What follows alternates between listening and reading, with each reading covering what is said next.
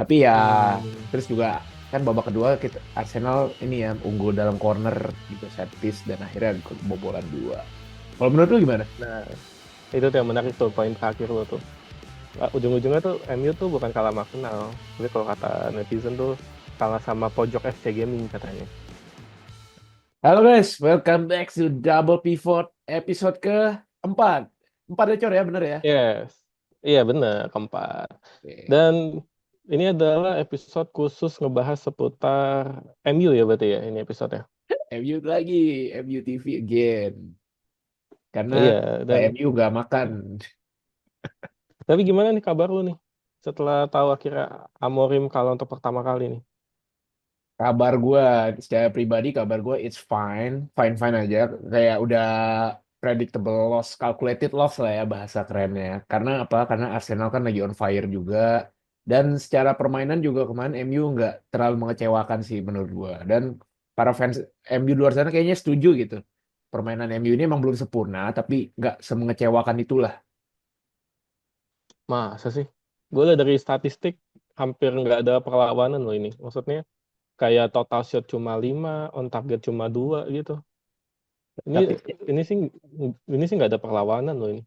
Tapi secara pertahanan tuh kayak ada lebih compact gitu loh, lebih ketat, lebih apa ya, berhasil menahan gempuran Arsenal lah.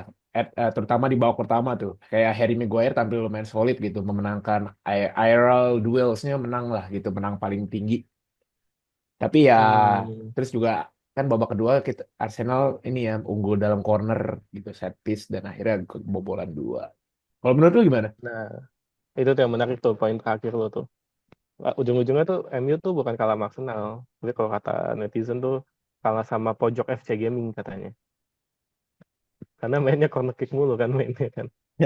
Tapi ya, tapi sesuai dengan yang dibilang sama si Amorim juga kan. Si Amorim juga bilang emang susah banget buat ngatasin corner kicknya Arsenal kan. Emang kan udah dilatih bertahun-tahun juga gitu. Cuma kalau gue sih yang sorotin yang tadi gue bilang di awal, jumlah shotnya MU tuh dikit banget loh. Hmm, Ini berarti kan ada masalah di kreativitas kan. betul. Which is sebenarnya kalau gue dilihat di line up, Bruno Fernandes taruhnya terlalu ke belakang ya, di Hmm, posisi double pivot kan. betul. Nah ini nih menurut gue jadi masalah nih. Kalau misalnya Bruno Fernandes taruh agak ke belakang, nggak ada supply-supply bolanya ini nih, kalau menurut gue. Terus juga Yang dari sisi, main, Mason Mount yang main ya. Hah? Iya, Mason Mount Mason Mount yang main. sama Garnacho. Terus ya, Suram sih. ya itu Cor, dari sisi line up tuh emang Amorim lagi rotasi, lagi masih nyoba-nyoba pemain gitu. Kelihatan banget kan, Ahmad nggak main. Rashford ya nggak ada impact juga sih, tapi nggak main Rashford. Casemiro juga nggak main. Jadi ya emang masih nyoba-nyoba lah. Percobaan yang berani sih dari Amorim.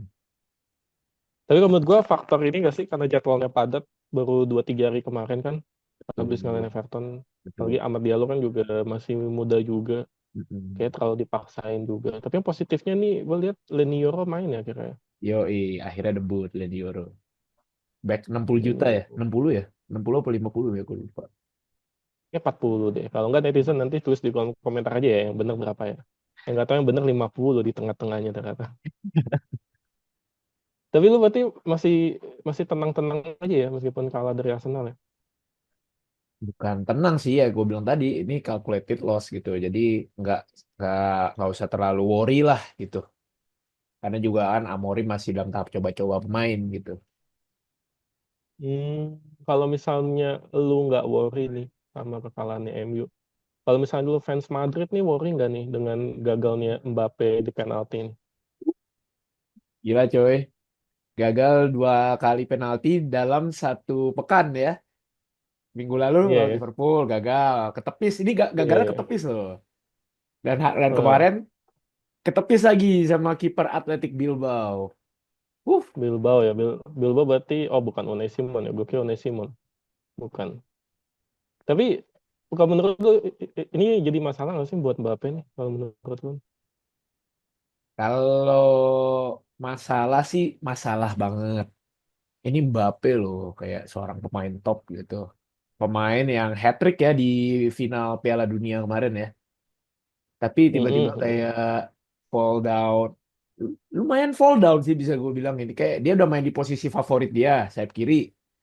Dia juga Hmm. mainnya sama tim yang bagus gitu. Bellingham, Valverde, siapa lagi tuh? Back Inacio ya, siapa? Gue lupa back kirinya Madrid tuh. Jadi kayak Fran Garcia. Fran Garcia, maksudnya supply ya Fran Garcia masih oke lah ya. Luka Modric juga. Jadi kayak ini Mbappe alasannya apa? Adaptasi ya? Kalau menurut lu gimana? eh Sebenarnya sangat disayangkan ya Madrid bisa kalah dari Bilbao, karena kalau seandainya ini menang nih, ini kesempatan emas nih buat Madrid nempel Barcelona kan sebenarnya. Gara-gara ini kan Madrid masih ketinggalan 4 poin meskipun one game in hand. Satu hal yang menarik sebenarnya sini nggak ada Vini ya kalau gue cek ya. Iya Nggak ada masih cedera Vini dia. harusnya, ya kan harusnya, dan tapi udah ada Rodrigo udah balik lagi. Mm-mm. Cuma emang kayaknya kepercayaan diri sih feeling gue nih. Kayaknya dia masih belum nyaman di Madrid. Tapi Betul. susah juga sih. Kalau nggak kreativitas, kalau nggak. Hmm. Karena gue lihat Luka Modric di bench kan. Ujung-ujungnya ngandelin Bellingham. Ada Ceballos, buangannya Arsenal. Tchouaméni, Hmm. Valverde. Tchouaméni lebih bertahan lah ya, Tchouaméni. Iya cuma ini yang buat breakernya. Iya, menurut gue salahnya kurang, nggak ada pemain kreatif nih harusnya. Betul. Jadi ini bukan kita sepakat ya, bukan salah Mbappe secara individu lah. Mungkin Mbappe menurut gue salahnya harusnya dia lebih cepat adaptasi aja sih, kalau menurut gue. Karena biar gimana pun, ini kan gajinya mahal kan gajinya kan. Tuh, walaupun didatangkan secara gratis ya. Jadi kayak ketika dia pertama kali gabung Madrid kan pasti lu ekspektasinya jadi the new CR7 gitu. Maksudnya kebintangannya bakal yang sosok yang meng-carry tim gitu. Tapi ternyata hasilnya kan dia masih begini kayak tampilnya pas-pasan. Golnya kebanyakan penalti gitu. Jadi ya ini pasti membuat beberapa fans Madrid kecewa sih. Walaupun juga ada lah, masih ada pastilah fans Madrid yang percaya nih sama seorang Mbappe gitu. Sebenarnya sih kalau gue, selama pelatihnya Don Carlo ya, Ancelotti, gue sih percaya harusnya bisa ya. Mungkin nunggu waktu aja, karena Betul. menurut gue emang pelatih yang paling tepat nanganin tim bertabur bintang ya Ancelotti sebenarnya. Betul. Cuma ya mungkin butuh waktu loh, kalau menurut gue. Hmm. Tapi so far so good lah, so far. Hmm. Asal jangan aneh-aneh aja lagi nih, kayak kalah sama Bilbao.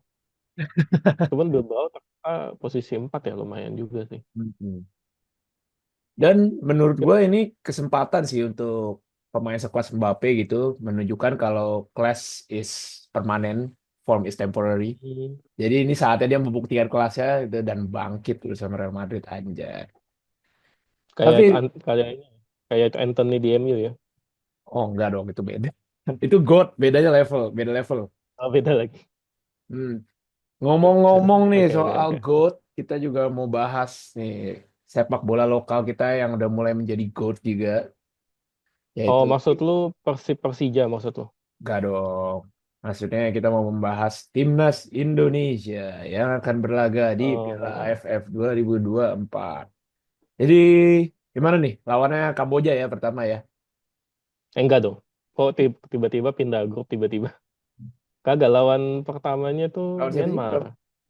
Myanmar. Myanmar. Oh Myanmar. It- Jadi 9 Desember tuh lawannya Myanmar, Hmm. terus Laos, Vietnam, baru terakhir Filipina. Uh. Ya udah kita nggak usah jauh-jauh dulu dah. Kita bahas Myanmar dulu. Gimana Jor? Pede nggak? Ini kan timnas nih, timnas Indonesia tanpa pemain bintang yang ngebrot lah kayak Jai, Kevin Dix, gitu. Tapi lu masih pede nggak nih? Ya, sebenarnya kalau mau ngomong tanpa abroad sih kurang tepat juga, karena Oh iya, kita betul. masih bisa manggil Pratamahan kan. Hmm. Pratamahan kan Korea, terus Hmm. Asnawi, Hmm. terus Marcelino kan abroad juga Oh jatuhnya. iya.